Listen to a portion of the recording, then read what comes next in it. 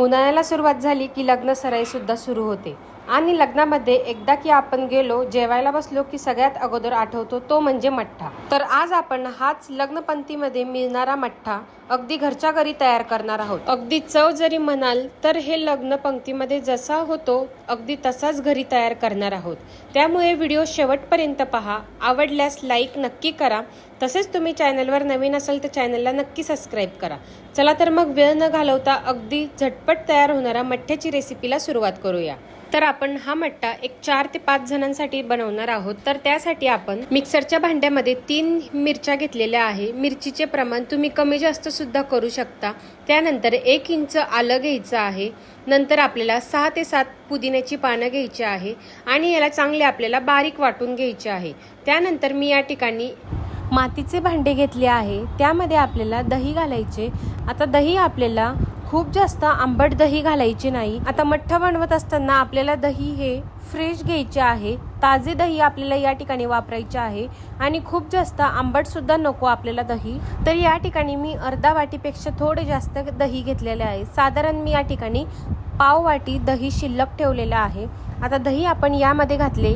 आता आपण सर्वात आधी दह्याला अशा पद्धतीने रवीने चांगले घोसळून घेऊया, जेणेकरून जे दह्याचे जे गोळे असतात ते संपूर्ण मुडल्या जाईल। त्यामुळे अशा पद्धतीने दही आपण चांगले घोसळून घेऊया। असे केल्याने काय होते, दह्याचे जे गोळे असतात ते पटकन तुटून जातात। त्यामुळे अशा पद्धतीने एकदा घोसळून घ्या, मगच यामध्ये पाणी घालून छान असे घोसळून घ्यायचे आहे।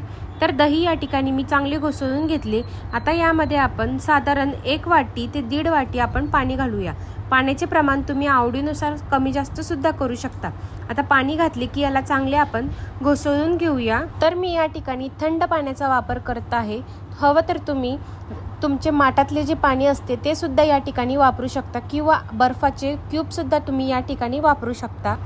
तर या ठिकाणी मी अजून 1 ग्लास पाणी वाढवून घेतलेले होते। यामुळे दह्यातल्या ज्या गाठी गुठळ्या असतील त्या संपूर्ण मोडून घेतलेल्या आहे। तुम्ही बघू शकता छान असा प्लेन मठ्ठा या ठिकाणी तयार झालेला आहे। उन्हाळ्यामध्ये हा मठ्ठा तर रोज प्यायला हवा, कारण डिहायड्रेशनमुळे आपले संरक्षण होते। घामामुळे आपल्या शरीरातलं पाणी आणि मीठ सुद्धा कमी होतं आणि मठ्ठ्यामध्ये पाणी आणि मिठाचे प्रमाण जास्ती असल्यामुळे शरीराला ते सुद्धा खूप गरजेचे असते। आपले पचन सुधारते, हलके फुलके लो कॅलरीज असतात, त्याच्यामुळे आपले वजन सुद्धा व्यवस्थित राहते। तर मस्त मी या ठिकाणी घुसळून घेतलेला आहे। आपण जी तयार केलेली पेस्ट टाकून घेऊया आता यामध्ये तुम्ही तिखटाचे प्रमाण कमी जास्त सुद्धा करू शकता। त्यानंतर मी या ठिकाणी पाव चमचा काळं मीठ घातलेलं आहे। यामुळे छान अशी टेस्ट येणार आहे। आपल्या ज्या पोटाच्या तक्रारी असतात किंवा गॅस, पचन, या काळ्या मिठामुळे त्या छान अशा व्यवस्थित होतात। त्यानंतर पाव चमचा आपण साधं मीठ घालून घेऊया।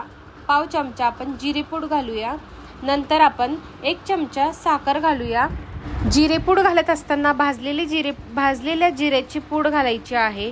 त्यानंतर हे चांगले मिक्स करून घ्यायचे। तुम्ही यामध्ये थोडीशी बारीक चिरलेली कोथिंबीर सुद्धा या ठिकाणी वरून घालू शकता। जगातील सर्वात सोपी रेसिपी कुणी म्हटलं तर ही आहे मठ्ठा, कारण की याला कुठल्याही प्रकारचं जास्तीचं सामान लागत नाही, कुठल्याही प्रकारचा अवघडपणा नाही। तुमच्या आवडीप्रमाणे तुम्ही यामध्ये साहित्य घालू शकता आणि 2 मिनिटांमध्ये तयार होतो। प्यायला तर इतका भन्नाट लागतो ना।